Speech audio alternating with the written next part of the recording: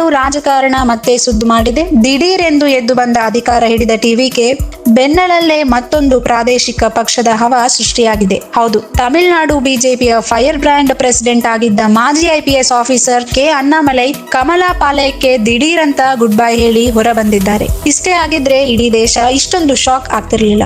ಆದ್ರೆ ಬಿಜೆಪಿ ತೊರೆದ ಕೆಲವೇ ಗಂಟೆಯಲ್ಲಿ ಅಣ್ಣಾಮಲೈ ಲಾಂಚ್ ಮಾಡಿದ ದಿ ಲೀಡರ್ಸ್ ಅನ್ನೋ ಹೊಸ ರಾಜಕೀಯ ಆಂದೋಲನ ಇಡೀ ದೇಶವೇ ತಿರುಗಿ ನೋಡುವಂತಹ ಅಲ್ಚಲ್ ಸೃಷ್ಟಿಸಿದೆ. ಡಿಜಿಟಲ್ ಲೋಕದಲ್ಲಿ ಲಿಂಕ್ ಶೇರ್ ಮಾಡಿದ ಕೆಲವೇ ಗಂಟೆಯಲ್ಲಿ ಬರೋಬ್ಬರಿ 10 ಲಕ್ಷಕ್ಕೂ ಹೆಚ್ಚು ಸ್ವಯಂ ಸೇವಕರು ಈ ಮೂವ್ಮೆಂಟ್ಗೆ ಜಾಯ್ನ್ ಆಗಿದ್ದಾರೆ. ಅಂದ್ರೆ ಅಣ್ಣಾಮಲೈ ಕ್ರೇಜ್ ಯಾವ ಲೆವೆಲ್ಗೆ ಇದೆ ಅಂತ ಯೋಚನೆ ಮಾಡಿ.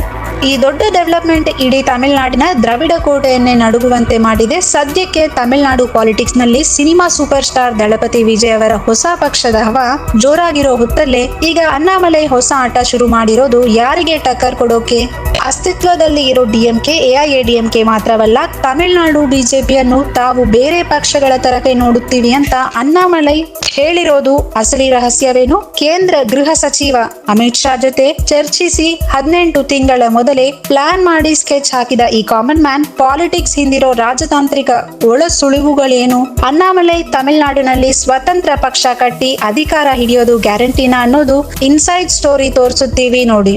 ಸದ್ಯಕ್ಕೆ ತಮಿಳುನಾಡು ರಾಜಕಾರಣದಲ್ಲಿ ಸಿನಿಮಾ ರೇಂಜ್ನ ರೋಚಕ ಟ್ವಿಸ್ಟ್ಗಳು ಎದುರಾಗುತ್ತಿವೆ. ಇಷ್ಟು ದಿನ ತಮಿಳುನಾಡಿನಲ್ಲಿ ಬಿಜೆಪಿಯನ್ನ ತಳಮಟ್ಟದಿಂದ ಕಟ್ಟಿ ದ್ರವಿಡ ಪಾರ್ಟಿಗಳಿಗೆ ಸಿಂಹ ಸ್ವಪ್ನವಾಗಿದ್ದ ಅಣ್ಣಾಮಲೈ ಈಗ ಪಾರ್ಟಿಯಿಂದಲೇ ಅಫಿಷಿಯಲ್ ಆಗಿ ಹೊರಬಂದಿದ್ದಾರೆ. ಇಂಟ್ರೆಸ್ಟಿಂಗ್ ವಿಷಯ ಅಂದ್ರೆ ಇವರು ಪಕ್ಷ ತೊರೆದ ಕೆಲವೇ ಗಂಟೆಗಳಲ್ಲಿ ಇವರು ಸ್ಟಾರ್ಟ್ ಮಾಡಿದ ದಿ ಲೀಡರ್ಸ್ ಆಂದೋಲನಕ್ಕೆ ಬರೋಬ್ಬರಿ 8 ಲಕ್ಷ ಯುವಕರು ಸೇರ್ಪಡೆಯಾಗಿದ್ದಾರೆ. ತಮಿಳುನಾಡು ಇತಿಹಾಸದಲ್ಲೇ ರಾಜಕೀಯ ಪಕ್ಷ ಇರೋದ್ರಿಂದ ಹೊರಬಂದ ನಾಯಕನಿಗೆ ಈ ರೇಂಜ್ ನ ಇನ್ಸ್ಟೆಂಟ್ ಮಾಸ್ ಸಪೋರ್ಟ್ ಸಿಕ್ಕಿರೋದು ಇದೇ ಮೊದಲು. ಇಲ್ಲಿ ಪ್ರತಿಯೊಬ್ಬರಿಗೆ ಕಾಡುತ್ತಿರೋ ಬಿಗ್ಗೆಸ್ಟ್ ಪ್ರಶ್ನೆ ಅಂದ್ರೆ ಬಿಜೆಪಿಯಿಂದ ಹೊರಬಂದ ತಕ್ಷಣವೇ ಅಣ್ಣಾಮಲೈಗೆ ಇಷ್ಟೊಂದು ದೊಡ್ಡ ಸಂಖ್ಯೆಯ ಫಾಲೋವರ್ಸ್ ಬೇಸ್ ಕ್ರಿಯೇಟ್ ಆಗೋಕೆ ಕಾರಣವೇನು? ಮೊದಲನೆಯದಾಗಿ ಅಣ್ಣಾಮಲೈ ಕ್ಲೀನ್ ಇಮೇಜ್ ಇರೋ ಮಾಜಿ ಐಪಿಎಸ್ ಆಫೀಸರ್. ಕರ್ನಾಟಕದಲ್ಲೂ ಕರಾವಳಿ ಸಿಂಗಂ ಅಂತಲೇ ಫೇಮಸ್ ಆಗಿದ್ದ ಇವರ ಪ್ರಾಮಾಣಿಕತೆ ಮತ್ತು ನಿರ್ಗಳ ಭಾಷಣದ ಶೈಲಿಗೆ ತಮಿಳುನಾಡಿನ ಯುವ ಜನತೆ ಕಂಪ್ಲೀಟ್ ಫಿದಾ ಆಗಿದ್ದಾರೆ. ತಮಿಳು ಯುವಕರಿಗೆ ಡಿಎಂಕೆ ಮತ್ತು ಎಐಎಡಿಎಂಕೆಯ ವಂಶ ಪಾರಂಪರ್ಯ ಹಾಗೂ ಕರಪ್ಷನ್ ಪಾಲಿಟಿಕ್ಸ್ ನೋಡಿ ಸಾಕಾಗಿ ಹೋಗಿದೆ. ಅವರಿಗೆ ಈಗ ಅಣ್ಣಾಮಲೈ ರೂಪದಲ್ಲಿ ಒಬ್ಬ ಹೊಸ ವಿಷನರಿ ಲೀಡರ್ ಸಿಕ್ಕಂತಾಗಿದೆ. ಇನ್ನು ಎರಡನೇ ಬಿಗ್ಗೆಸ್ಟ್ ಫ್ಯಾಕ್ಟರ್ ಅಂದ್ರೆ ತಮಿಳುನಾಡಿನಲ್ಲಿ ಇತ್ತೀಚೆಗಷ್ಟೇ ಎಂಟ್ರಿ ಕೊಟ್ಟಿರೋ ಸಿನಿಮಾ ಸೂಪರ್ ಸ್ಟಾರ್ ದಳಪತಿ ವಿಜಯ್ ಅವರ ತಮಿಳಗ ವೆಟ್ರಿ ಕಳಗಂ ಪಕ್ಷ ಸೃಷ್ಟಿಯಾಗಿರೋ ಹವಾ ವಿಜಯ್ ಪಾಲಿಟಿಕ್ಸ್ಗೆ ಬರ್ತಿದ್ದಂತೆ ಇಡೀ ಯುವ ಸಮೂಹ ಅವರ ಕಡೆ ತಿರುಗಿತ್ತು. ಆದ್ರೆ ಈಗ ಅಣ್ಣಾಮಲೈ ತಮ್ಮದೇ ಆದ ಹೊಸ ಗ್ರೌಂಡ್ ಮೂವ್ಮೆಂಟ್ ಸ್ಟಾರ್ಟ್ ಮಾಡಿರೋದ್ರಿಂದ ದಳಪತಿ ವಿಜಯ್ ಕೋಟೆಗೆ ಭೀಕರ ಟಕ್ಕರ್ ಸಿಗೋದು 100% ಫಿಕ್ಸ್ ಆಗಿದೆ.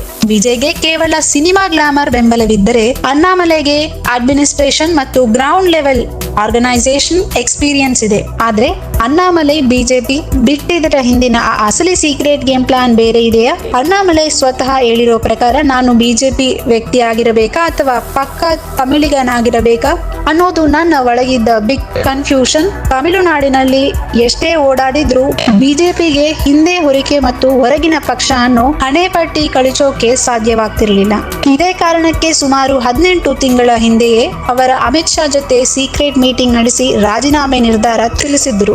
ಎಲೆಕ್ಷನ್ ಮುಗಿಯುವವರೆಗೂ ಕಾಯ್ದು ಈಗ ಗೌರವವಾಗಿ ಹೊರಬಂದಿದ್ದಾರೆ. ಅಣ್ಣಾಮಲೈ ಅವರ ಈ ನಿರ್ಧಾರ ರಾಜಕೀಯವಾಗಿ 100% ಸರಿ ಇದೆ ಅಂತ ಎಕ್ಸ್ಪರ್ಟ್ಸ್ ಅಂತಿದ್ದಾರೆ. ಯಾಕಂದ್ರೆ ತಮಿಳುನಾಡಿನ ಮಣ್ಣಿನ ಗುಣವೇ ಆಗಿದೆ. ಅಲ್ಲಿ ಪ್ರಾದೇಶಿಕ ಅಸ್ಮಿತೆ ಮತ್ತು ಸಾಂಸ್ಕೃತಿಕ ಮೌಲ್ಯಗಳಿಗೆ ಇರೋ ಬೆಲೆ ರಾಷ್ಟ್ರೀಯ ಪಕ್ಷಗಳಿಗೆ ಸಿಗಲ್ಲ.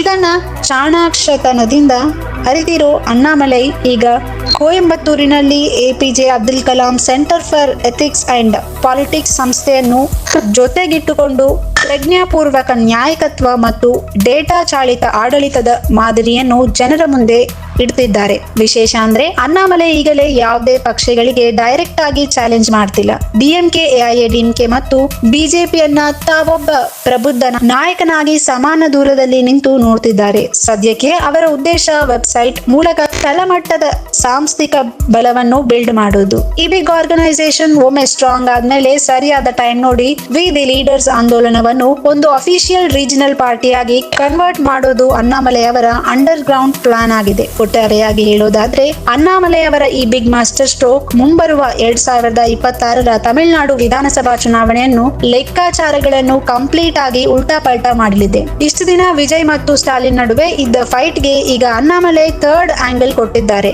ಗಾಯಗೊಂಡ ಸಿಂಗಂ ಕಮಲದ ಕೋಟೆಯಿಂದ ಹೊರಬಂದು ಹೆಣದಿರೋ ಈ ಚಾಣಕ್ಯ ತಂತ್ರ ದ್ರವಿಡ ಸಾಮ್ರಾಜ್ಯವನ್ನು ಧೂಳಿಪಟ ಮಾಡಿ ತಮಿಳುನಾಡಿನ ಗದ್ದುಗೆ ಹಿಡಿಯೋಕೆ ಹೆಲ್ಪ್ ಆಗುತ್ತಾ ಅನ್ನೋದನ್ನ ಕಾದು ನೋಡ್ಬೇಕಿದೆ.